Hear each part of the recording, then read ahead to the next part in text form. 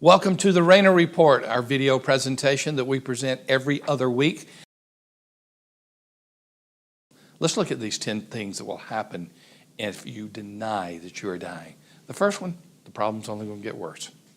It will not get better by, I'm using lots of metaphors, putting your head in the sand. It will not get better by ignoring the reality of what is taking place. It will not get better until you recognize that there is a problem.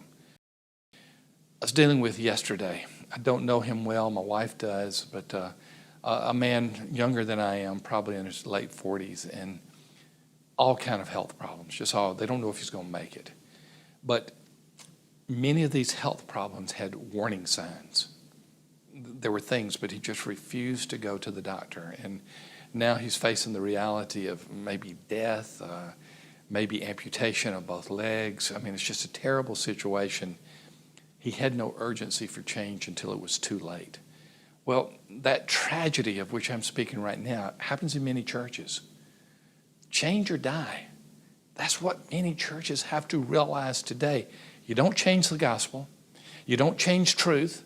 You don't change the Word of God, but you change the way that we've always done it and how we are to apply those truths. There is no urgency for change. Number 7, churches in denial are usually disobedient. Well, let me put it this way.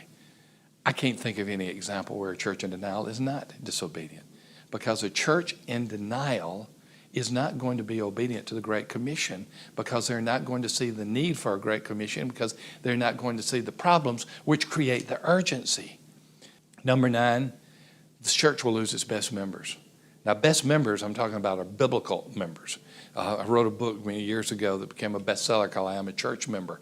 And that talks about the types of biblical membership that we should be and should have in the church. But if you're a church in denial, if you're a church that's just coasting, so to speak, which is a bad metaphor, but you know what I mean, your best members are going to go where they can make a difference. They're going to go to a place where they can be obedient. And that doesn't mean that people are just going to leave for every little bad thing that happens. But if you're a church that's constantly in denial, your better members are about to exit. They're about to go in a different direction. And finally, number 10, comfort becomes an idol.